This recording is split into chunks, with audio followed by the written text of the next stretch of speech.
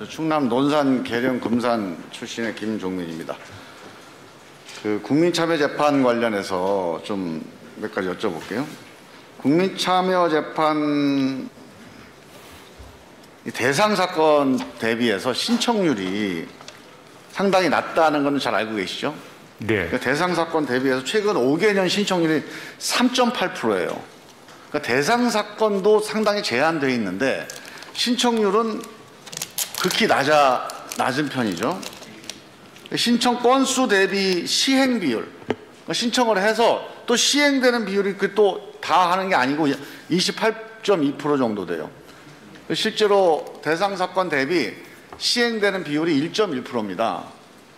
그러니까 대개 우리가 국민참여재판으로 열어놨는데 1% 정도만 실제로 시행이 되고 있는 거예요.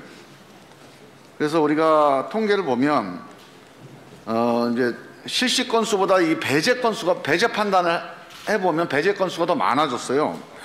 2020년에는 보통 이제 19년, 18년까지만 해도 이렇게 180건 정도에서 비슷했는데 2020년에 보면 283건 배제 건수가 283건, 실시 건수는 96건입니다.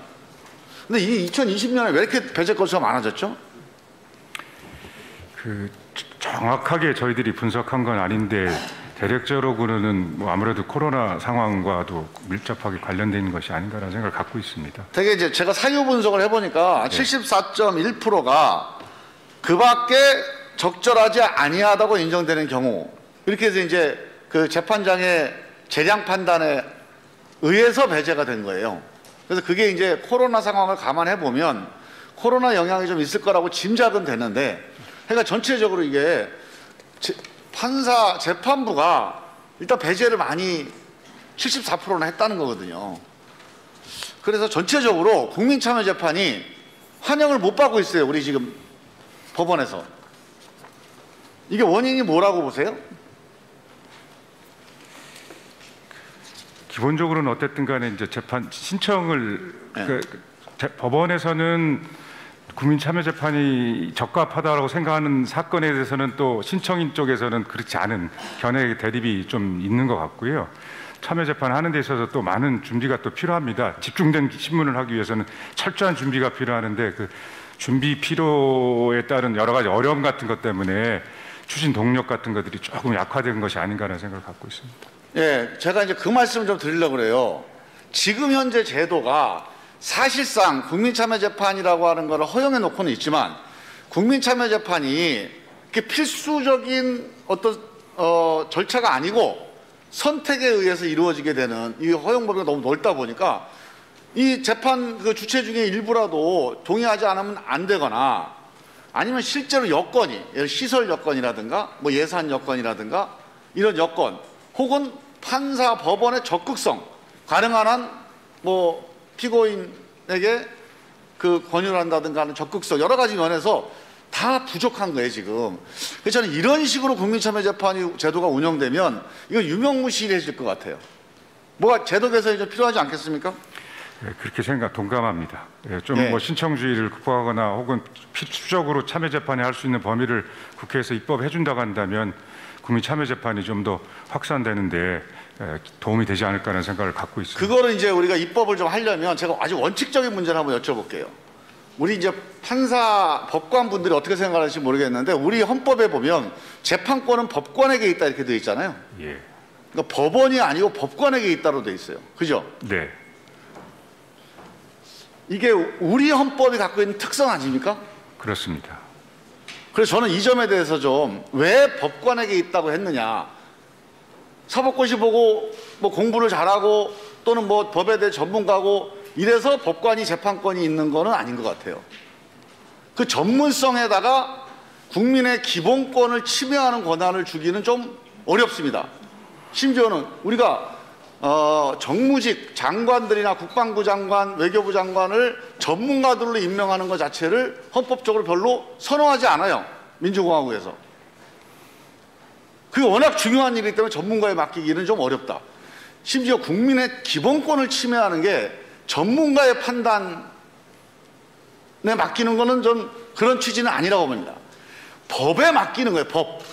그러니까 법에 맡기기 위해서 법원에서 회의에서 하면은 그나마 법이 왜곡될 수 있으니까 법관과 법과의 양심에 의한 대화에만 기본권 침해를 맡기기 위한 취지가 저는 재판권을 법관에게 준 취지라고 봅니다.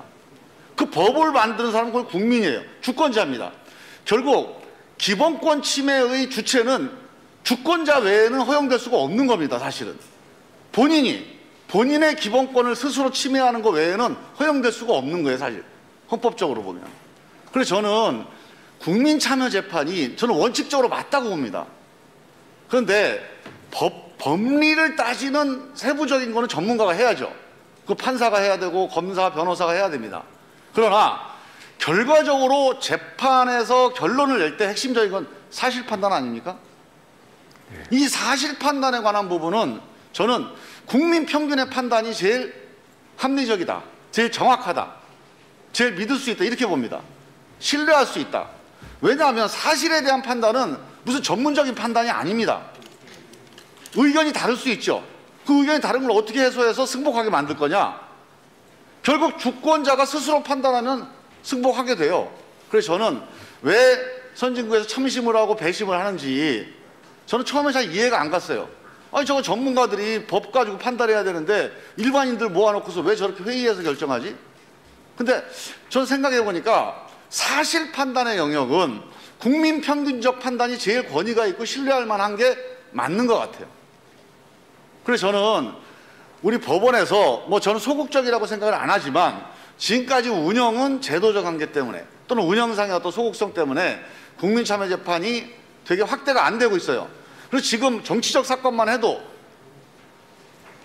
보수한테 유리한 결정하면 진보 쪽에서 법원을 욕하잖아요. 진보 쪽에 유리하게 판결은 보수 쪽에서 욕합니다.